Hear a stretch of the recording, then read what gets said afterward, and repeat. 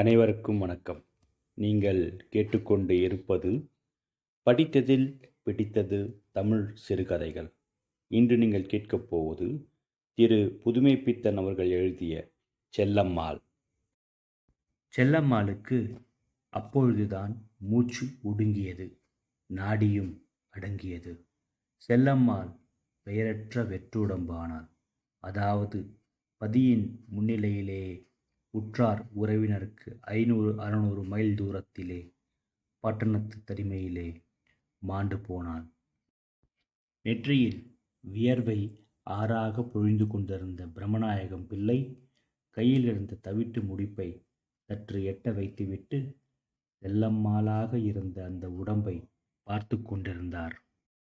சற்று அரைக்கண் போட்டபடி திறந்திருந்த இமைகளை மூடினார். அங்கொன்றும் இங்கொன்றுமாக வசமிழந்து கிடந்த கைகளை எடுத்து நெஞ்சில் மேல் மடித்து வைத்தார். இடது கால் சற்று ஒரு புறமாக மடிந்து கூனியிருந்தது.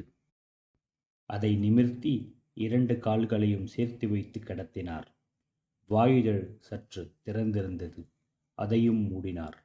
செல்லம்மாள் இறந்துவிட்டாள் என்று உள்மன உணர்ச்சி இருந்ததே ஒழிய ஸ்பரிசத்தில் அவருக்கு புலப்படவில்லை. அப்பொழுதுதான் மூச்சு அடங்கியது. ஒரு பெரும் பலுவை இறக்கி கழுத்துக்கு ஆசுவாசம் கொடுப்பது போலவே அவரது மனசிலிருந்து பெரும் பலு இறங்கியது. மனசிலே மரணப்பிரிவினால் துன்பப் பிரவாகம் மதகுடைத்து கொண்டு பெருகி அவரை நிலைகுலையச் செய்யவில்லை. சகதர்மிணியாக இருந்த ஒரு ஜென்மத்துக்கு துன்பச் சுமை குறைந்துவிட்டது என்பதிலே அவருடைய மனசுக்கு ஒரு நிம்மதி. பிரம்மநாயகம் பிள்ளைக்கு மனப்பக்குவம் ஏற்பட்டு விட்டது. சாவின் சாயையிலே அவரது மனம் நிலைகுலையவில்லை. அதனால் பிரம்மநாயகம் பிள்ளையை வந்த வினையறுத்த யோகி என நினைத்துவிடக்கூடாது. அல்லது அவரது மனசுக்கு வேலி போட்டு பாதுகாத்து வளர்த்து போதிமரம் வரையில் கொண்டுவிடும் ஞானமிகுந்த சுத்தோதன பெருந்தகையல்ல அவரது பிதா. வறுமை, நோய், சாக்காடு 3ஐயும் நேரில் அனுபவித்தவரே. பிரம்மநாயகம் பிள்ளை வாழ்வின் மேடு பள்ளங்களை பார்த்திருக்கிறார் என்றால் அவர் ஏறிய சிறு சிறு மேடுகள் யாவும் படிப்படியாக இறங்கிக் கொண்டே போகும் பள்ளத்தின் கோளாறுகளேயாகும்.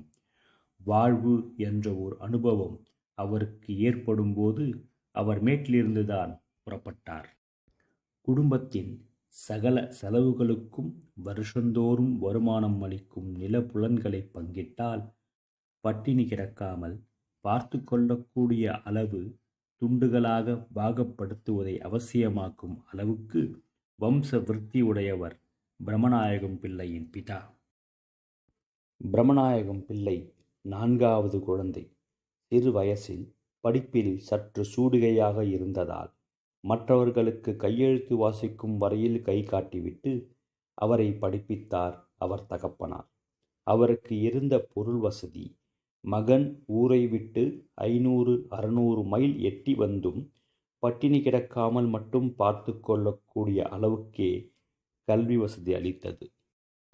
உற்ற பருவத்தில் பிரம்மநாயகம் பிள்ளைக்கு செல்லம்மாள் கையை பிடித்து அம்மி மிதித்து அருந்ததி பார்க்க வைக்கும் பாக்கியம் கிடைத்தது.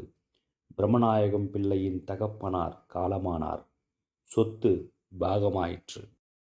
குடும்ப கடன் விவகாரம் வியாச்சிய எல்லையை எட்டாதபடி மூத்தவர் இருந்து சமாளிக்க பிரம்மநாயகம் பிள்ளை ஜீவனோபாயத்துக்காக செல்லம்மாளை கைப்பிடித்து அழைத்து கொண்டு சென்னைக்கு வந்து தஞ்சம் புகுந்தார்.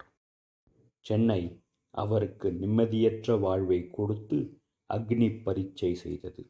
செல்லம்மாள் வீட்டிலே அவருக்கு நிம்மதியற்ற வாழ்வை கொடுத்து சோதித்தாள். குணத்தினால் அல்ல, உடம்பினால். அவளுக்கு உடம்பு நைந்து விட்டது. பிள்ளைக்கு வெளியில் சதா தொல்லை, வீட்டிலே உள்ளூர அரிக்கும் ரணம். பிரம்மநாயகம் பிள்ளை ஒரு ஜவுளிக்கடையில் வேலை பார்க்கிறார். ஜவுளிக்கடை முதலாளி ஒரு ஜோடி ஜீவன்கள் உடலை கீழே போட்டுவிடாமல் இருக்க வேண்டிய அளவு ஊதியம் தருகிறார். செல்லம்மாளின் வியாதி அதில் பாதியை தின்றுவிடுவதுடன் கடன் என்ற பெயரில் வெளியிலும் படருகிறது. பிரம்மநாயகம் பிள்ளைக்கு மனசில் எழும் தொல்லைகள் முதலில் ரணம் காட்டி பிறகு ஆறி மரத்துப் போன வடுவாகிவிட்டன. சம்பளத் தேதி என்று ஒன்று இல்லை. தேவையான போது வாங்கிக் கொள்ள வேண்டும் என்பது சம்பிரதாயம்.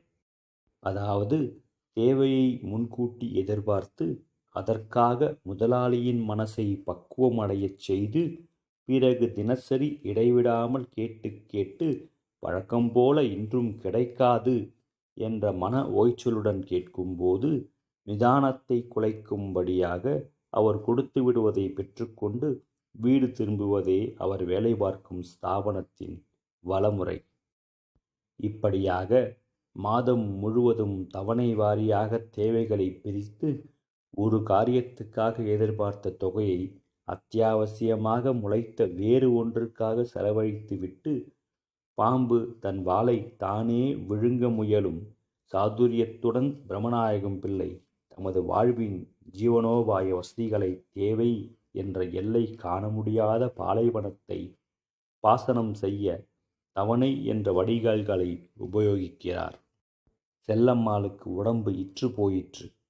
இடைவிடாத மன உளைச்சலும் பட்டினியும் சேர்ந்து நோய் அவளை கிடத்திவிடும்.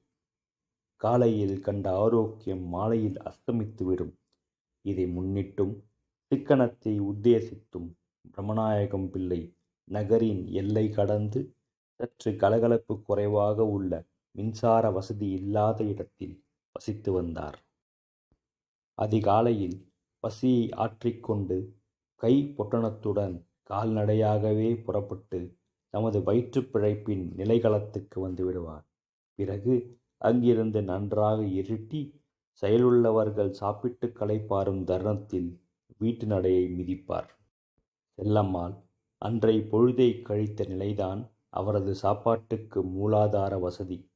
வரும்போது வீடு இருட்டி வெளிவாசல் கதவு தாழிடாமல் சாத்திக் கிடந்தது என்றால் அவர் உள்ளே சென்று கால்முகம் கழுவி அனுட்டானதிகளை முடித்து கொண்ட பிற்பாடு அடுப்பு மூட்டினால்தான் இரு ஜீவன்கள் பசியாறுவதற்கு மார்க்கம் உண்டு.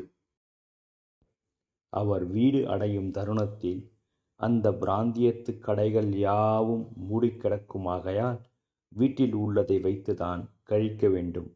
சில சமயங்களில் வீட்டில் உள்ளது என்பது காலியான பாத்திரங்கள் என்ற பொருட்பொழிவுக்குள் பந்தப்பட்டு கிடக்கும்.